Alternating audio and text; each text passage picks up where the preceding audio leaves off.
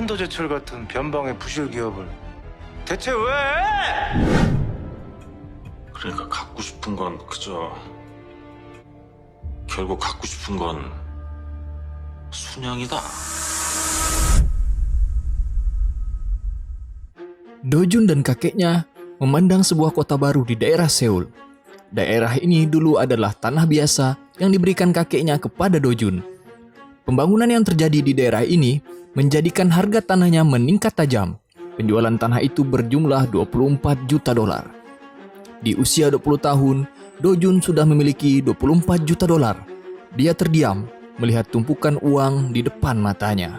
Inilah dia, Reborn Rich episode ketiga.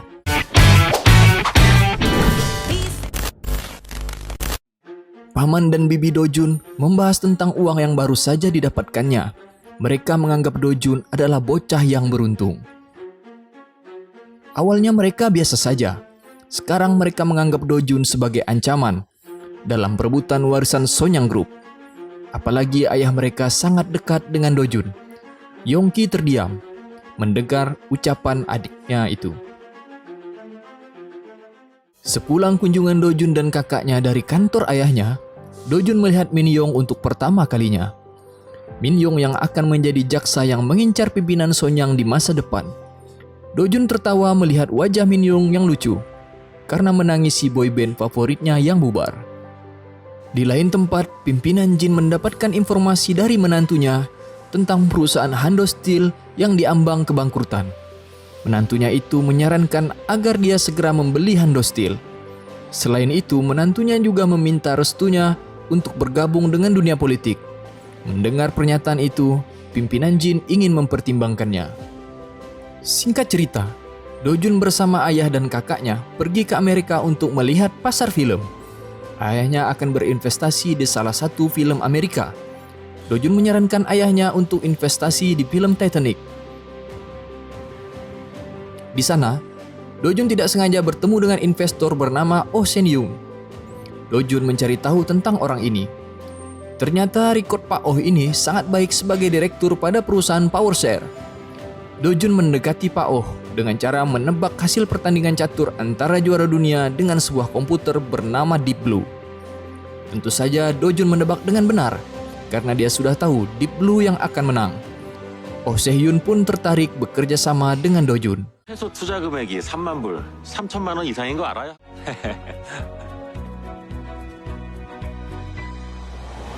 Di tempat lain sedang terjadi rapat antara pimpinan Sonyang Group.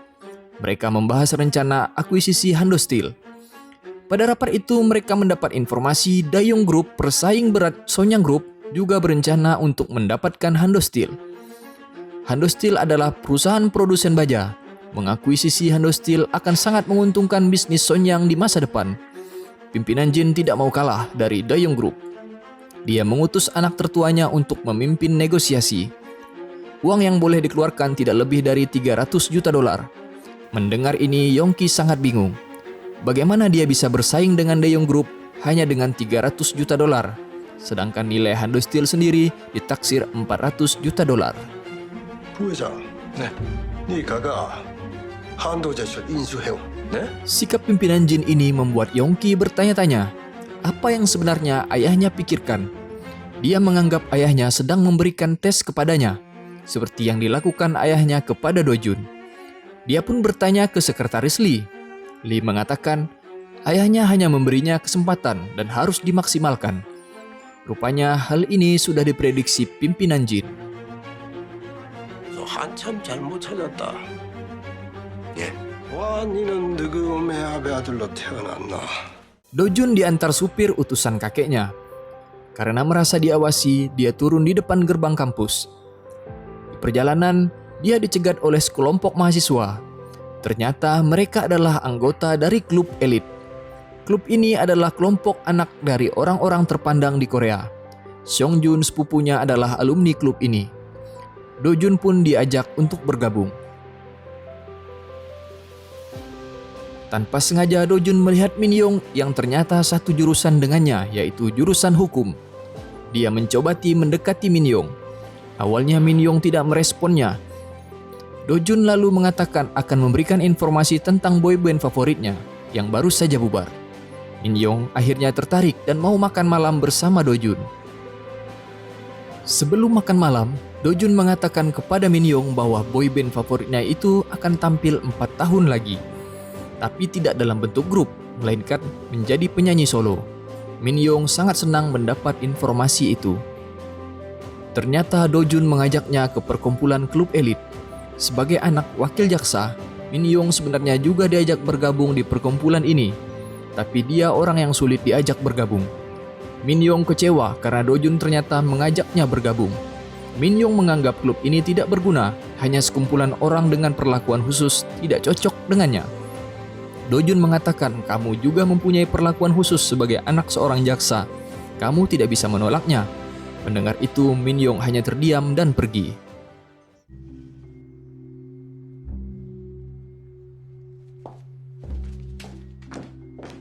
Tiba-tiba terjadi kehebohan di Sonyang. Mereka mendapatkan informasi bahwa ada perusahaan investasi asing yang menawar akuisisi Hando Steel sebesar $500 juta. Jauh di atas mereka yang hanya menyiapkan $300 juta. Perusahaan itu adalah PowerShare. Oh Se-hyun sebagai utusannya. Yongki sangat bingung mengapa PowerShare tertarik dengan perusahaan kecil seperti Hando Steel. Yongki sangat frustasi. Dia menyuruh anggotanya untuk menyelidiki Oh Se-hyun. Di lain tempat, pimpinan Jin juga meyakini bahwa ada orang di balik Oh Se-hyun ini. Ternyata orang di balik Pak Oh adalah Do Jun. Pak Oh bingung, mengapa Do Jun sangat tertarik dengan Hando Steel ini? $500 juta menurutnya adalah penawaran yang terlalu tinggi. Do Jun mengatakan, ini dilakukan untuk mencegah Hando Steel jatuh ke tangan pamannya, Yongki. Pak Oh bingung, mengapa Do Jun melakukan itu kepada pamannya sendiri? Disinilah terungkap bahwa Do Jun bukan hanya menginginkan Hando Steel. Pada akhirnya, Do Jun menginginkan Sonyang Group.